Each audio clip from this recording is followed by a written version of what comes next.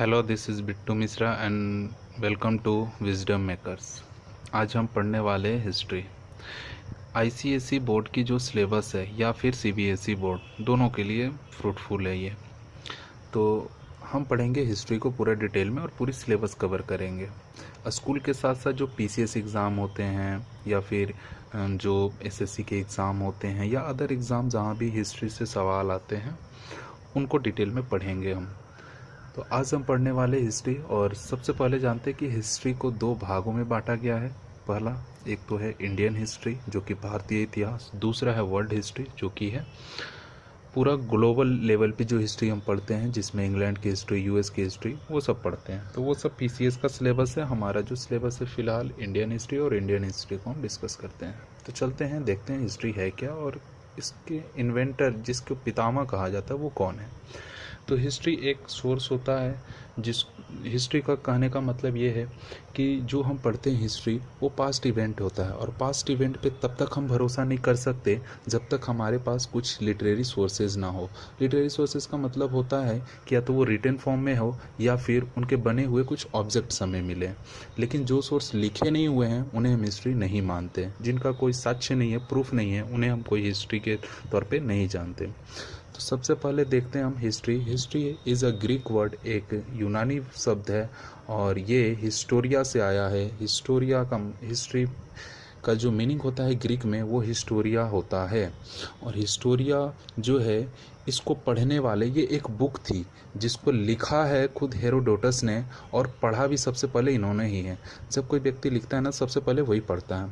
तो हेरोडोटस ने एक हिस्टोरिया नामक एक बुक लिखी, और जिसको इन्होंने खुद पढ़ा, और इस बुक में इन्होंने सभी बातें लिखी। इसीलिए चूँकि सबसे पहले लिखने वाले ये बुक हिस्टोरिया को हेरोडोटस ने लिखा था, इसीलिए इनको फादर ऑफ हिस्ट्री के नाम से जाना जाता है।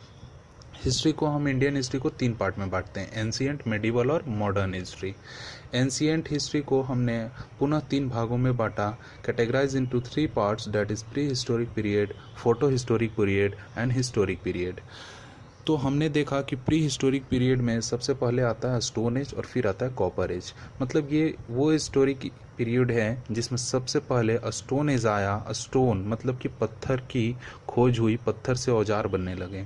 फिर आया कॉपर। धीरे धीरे आदि मानव के टाइम की बात हो रही है, ये क्या करने लगे, कॉपर बनाने लगे। कॉपर की मतलब बना क्या रहे थे, ये इनको मिल गया था एक्चुअली, और उन्हें पता नहीं था कि वो कॉपर है। बाद में धीरे धीरे इनको पता लगा कि ये कॉपर है।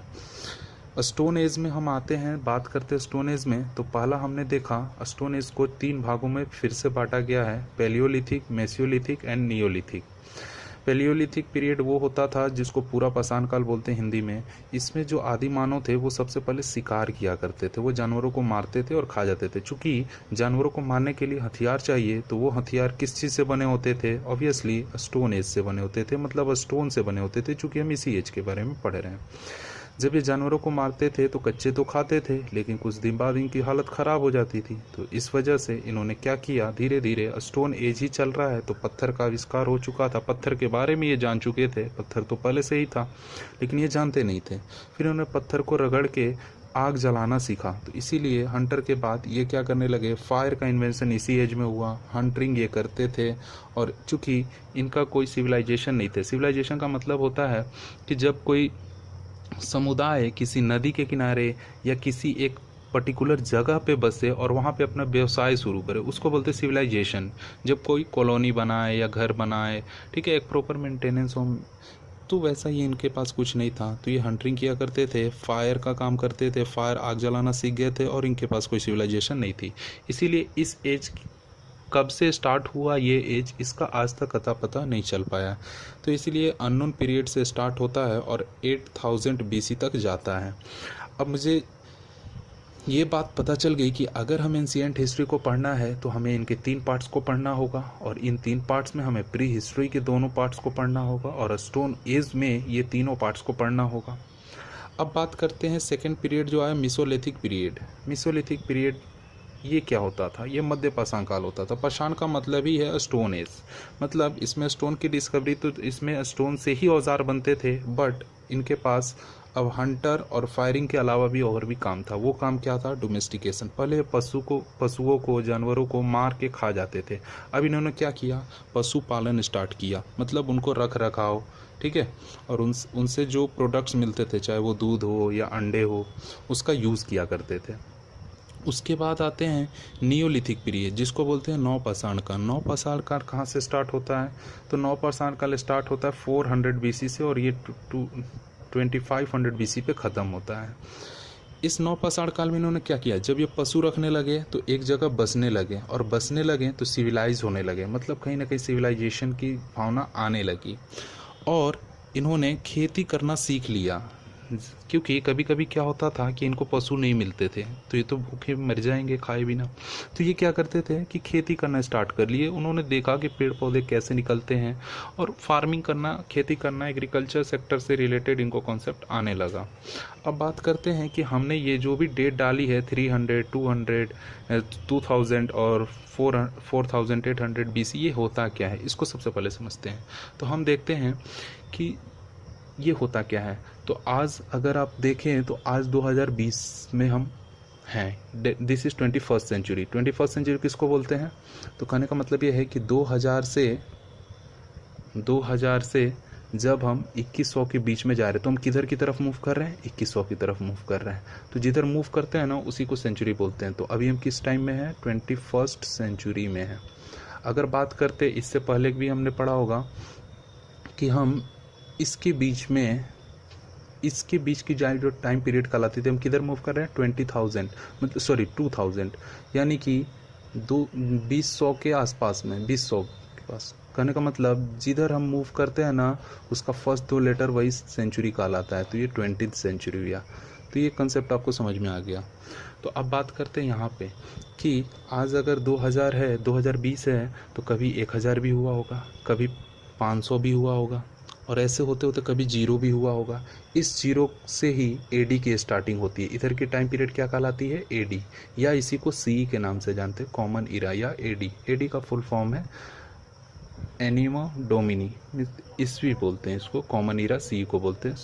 तो कहने का मतलब 2020 है, तो कभी 1000 हुआ होगा, कभी 500 हुआ होगा, कभी 0 हुआ होगा। इसी 0 में माना जाता है कि किसका जन्म हुआ? जीसस क्राइस्ट का। The birth of the Jesus Christ is known as 0, means यहाँ से ओरिजिन मानी जाती है। लेकिन कभी ना कभी ऐसा तो नहीं कि जीसस क्राइस्ट के जन्म से पहले की हिस्ट्री नहीं है। इससे पहले की जो डेट तारीखें होती थी, इसको जैसे कि 500 हुआ होगा, 1000 या 2000, इनको हम BC बोलते हैं। जब हम 0 से बिफोर मूव करते हैं, डेट इज़ कॉल्ड BC। इसी को फुल फॉर्म में क्या बोला जाता है? बिफोर क्रिश्चियन इरा, बिफोर क्रिश्चियन, मीन्स कहने का मतलब ये भी है कि इसको बोलते हैं बिफोर क्राइस्ट, ईसा पूर्व। इसको क्या बोलते हैं? बिफोर क्राइस्ट, ईसा पूर्व। ओके, तो अब आपको बात समझ में आ गई होगी कि ईसा मसीह के जन्म से पहले की बात चल रही है। उनके जन्म लेने में जब 8000 साल थे, तब ये सिविलाइजेशन चल रही थी। उनके जन्म 8000 पे ये सिविलाइजेशन ख़त्म होती है, और 8000 से 4000 तक ये सिविलाइजेशन चलती है। ये मेसियोलिथिक पीरियड चलता है। उसके बाद नियोलिथिक पीरियड 4000 से 2500 के बीच में ये चलती है। अब आते हैं कि ये प्री हिस्ट्री हमारा कंप्लीट होता है। आते हैं प्रोटो हिस्ट्री। प्रोटो हिस्ट्री में हमने सिविलाइजेशन में एंट्री कर चुके थे। हम सिविलाइजेशन में एंटर कर चुके थे, कहने का मतलब ये है कि हम सभ्यता समझ चुके थे कि समाज में कैसे रहना है, क्या क्या चीज़ें होनी चाहिए, उसको समझ चुके थे। तो इसमें सब जो पहली सिविलाइजेशन आती है वो इंडस वैली सिविलाइजेशन आती है, जो कि 2500 BC से स्टार्ट होती है और 1750 BC में ख़त्म हो जाती है। दूसरी सिविलाइजेशन जो आती है वो आती है वैदिक सिविलाइजेशन, जिसको 1500 BC से स्टार्टिंग माना जाता है और 500 पे ख़त्म माना जाता है। कहने का मतलब आप देख रहे होंगे कि जैसे हम टाइमलाइन चल रहे हैं, ये कहीं ना कहीं टाइमलाइन डिक्रीजिंग ऑर्डर में घटती जा रही है। मतलब हमने स्टार्ट किया था इधर कहीं से और जा रहे हैं 0 की तरफ। जब ये AD आएगा तो ईसा मसीह का जन्म होगा और फिर हम बढ़ेंगे आगे की तरफ। इस वैदिक सिविलाइजेशन को 2 पार्ट में बांटा जाता है। एक बोला जाता है अर्ली वैदिक सिविलाइजेशन, या अर्ली वैदिक पीरियड जो कि 1500 से 1000 के बीच में मानी जाती है, और जो दूसरी स्टार्ट होती है उसको बोलते हैं लेटर वैदिक पीरियड, जो कि 1000 से 500 के बीच में मानी जाती है। जब ये हम पढ़ेंगे ना, इसके बाद आएंगे मेडिवल इंडिया और फिर आएंगे मॉडर्न इंडिया।